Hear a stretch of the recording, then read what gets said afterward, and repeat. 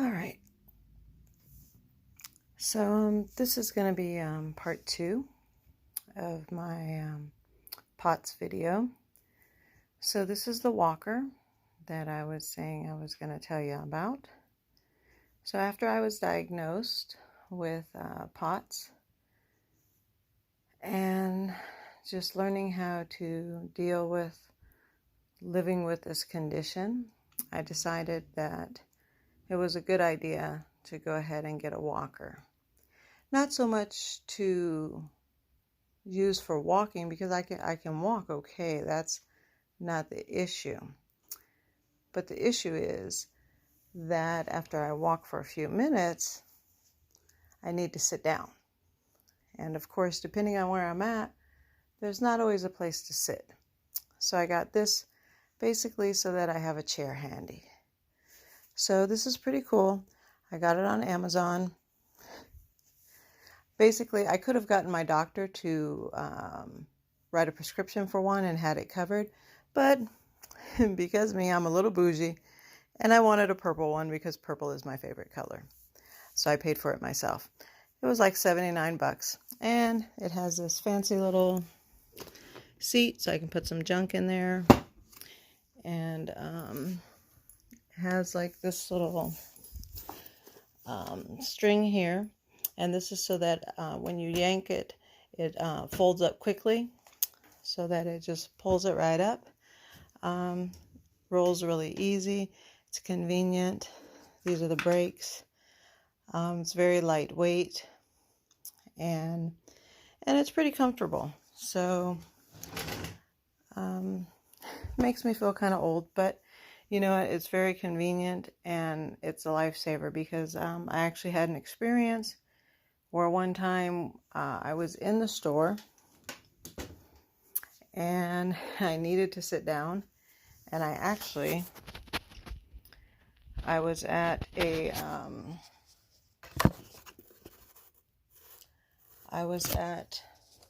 me see if I can turn the camera around.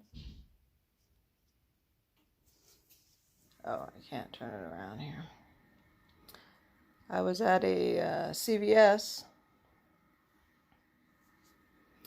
and I needed to sit down, and I ended up needing to sit on the floor. So that was pretty embarrassing. So it was actually a good thing that I ended up getting this, because I was in line at the store and I was feeling out of breath and I couldn't stand any longer. So I kneeled down just right there, and I was like, I need to get down low because I just couldn't stand any longer. And it was at that point that I said, okay, this is pretty bad.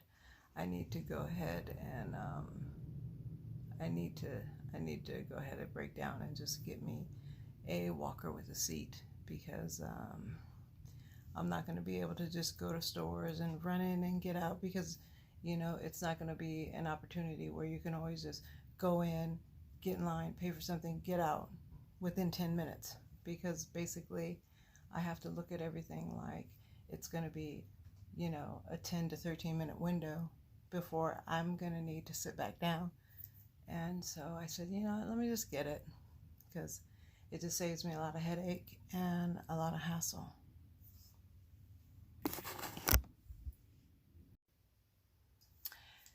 And so how are some of the other ways that POTS has affected my life? Well, some of the other things are, let's see, well, when I think I talked about it briefly in the other video, that I was an ER nurse for 14 years. I did have to retire completely after I was diagnosed, because I can't stand long enough to work anymore. So, and my condition is pretty severe in that I can't, I'm disabled. I filed disability, and I've just actually settled my case. It took a little over 2 years to get the decision because it affects me in such a way that I can't, a lot of days I can't even be up out of bed too long, because even sitting up for long periods of time is very exhausting for me. Being up in the kitchen, if the oven is on, something about heat really affects me for some reason. If I walk in the kitchen, my husband is cooking and the oven is on, just walking in the kitchen when the oven is on and the heat, for some reason, it just sends my heart rate up. When I'll do my laundry and I'll throw my clothes in the dryer. When I come back to the dryer, if I haven't let the clothes cool down before trying to get them out, just even opening the dryer and feeling the heat come out of the dryer or touching my clothes when they're still too warm, something about the heat affects me in a way that it shoots my heart rate up and I immediately get short of breath. So that's a challenge. Just even standing there trying to fold my clothes even after they cool off, folding one load of laundry is a challenge. I'll get short of breath from that. So just doing simple household activities is really difficult. Taking a shower, I have to limit my showers to 5 minutes, and by the time I get out, my heart rate is over 160, and I'm completely out of breath, and it takes me about 10 minutes and this is 10 minutes sitting, to calm back down and get my heart rate under 100. And I'm like shaking and, breathing really fast, and, it's just, and that's every time, and that's on the medication that I'm on. So it's just, for all of the physical therapy that I've done and the conditioning and everything, it just, it doesn't translate. So even though I can walk on the treadmill between 10 and 13 minutes and 15 max that I've done, I've gotten up to that, it's not translating into the real life things. So it seems that kind of plateaued, and that's pretty much where I'm gonna get. And I still haven't gotten to where I can do the 10 to 13 minutes every day on the treadmill. I have the treadmill at home now, but I just can't do it because I'll do 10 minutes. I've done like 2 days in a row, but then I'm exhausted and I can't do it for 3 or 4 days for some reason. It just takes a lot of energy out of me, and then I'm just exhausted and I can't function for a couple of days. So this disease is a weird thing. It just acts the way it acts. So it's tough. I mean, I drink the water they recommend. Try increasing the salt in my diet and such like they recommend. And it is the way it is. There's not really much else you can do with it, but just deal with it and live with it. That's all you can do. So that's pretty much it. So I do like doing the treadmill at home now. In therapy, it was really difficult because they had the whole rule with the mask. So, and that was really difficult because when I would try to walk on the treadmill, I would like hold my mask out because I couldn't breathe. So I would try to hold the mask out and breathe down like, trying to walk. And that was excruciating because I would leave therapy with a terrible headache, and I would come home and I would have a headache for 3 days because I have migraines as it is. So that was excruciating. But then my husband got the treadmill at home, so at least now I can walk and breathe. So I can do it at home, kind of at my leisure, and I can do it later in the evening when it's cooler, because that helps me to be able to do it when it's cooler in the day to avoid heat. So that helps. POTS is just it's a strange syndrome, and you just try to live with it the best you can, and that's pretty much it. That's one of those things. There's really no cure. They say it may, get better or worse, whatever. Who knows? So I just try and live with it.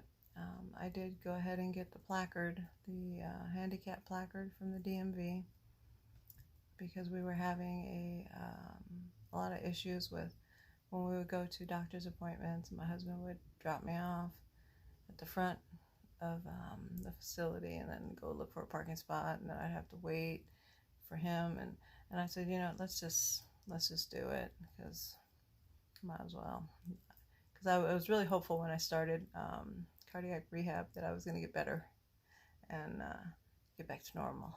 I had this delusion that, oh yeah, I'll get back to normal, I'm not going to need all this.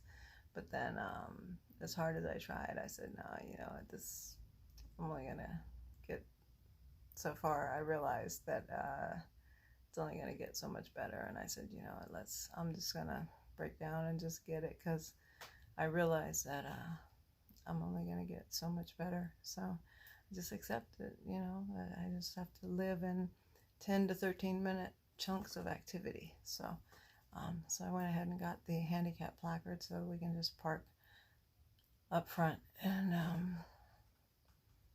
just accept it and deal with it, because it is what it is. So there you go.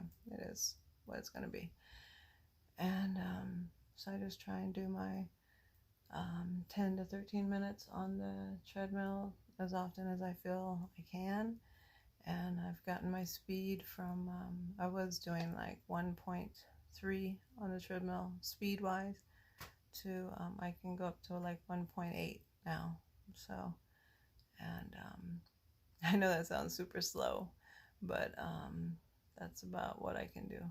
1.9 every now and then I'll speed up, but that feels really fast to me, and I'm like really out of breath doing that just for the 10 to 13 minutes. And it seems so ridiculous to me, because I used to walk from my house up to the police station, which is like almost 2 miles, and my speed used to be 3.4. So it's like, this is so ridiculous to me. I feel like such a loser, but hey, it is what it is. So I just have to deal with the stage that I'm at now in life and just go with it. But it is what it is. So I'm just going to keep on doing it, and who knows, maybe over time, maybe 6 months from now, I'll be walking at 2 point something, maybe.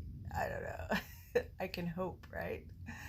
So that's it. So if you have POTS, you should get you one of these chairs, because it's definitely been a lifesaver. Because when you need to sit down, you need to sit down. And I love having it, because when we go somewhere, it's definitely saved my life. It's a blessing, that's for sure. And that's pretty much it. So I don't do the salt tabs anymore. I tried those, and my doctor had recommended, initially my cardiologist, and when I was using them, they were putting weight on me. And then my cardiologist says, oh, you have to lose weight. So I'm like, okay, well, you can't have it both ways. So I stopped the salt tabs. I still increase salt in my diet and food, but I don't use the salt tabs in the water anymore. So, because I'm like, you can't have it both ways. So, and when I was using the salt tabs, I didn't notice a reduction in my symptoms. It wasn't reducing my heart rate. It wasn't, doing any of that. So I was like, if I'm not getting any benefit from it, then why am I using it? So we agreed that they weren't helping. So I stopped using the salt tabs. So anyway, it's all trial and error with some of the recommendations that they say for POTS patients anyway. So I just take the medication, Colidar. That's the one my doctor has me on. And drink water. And do my treadmill, and that's pretty much it. So, all right, so this is number 2, and I might do another one later. I don't know. Okay, bye.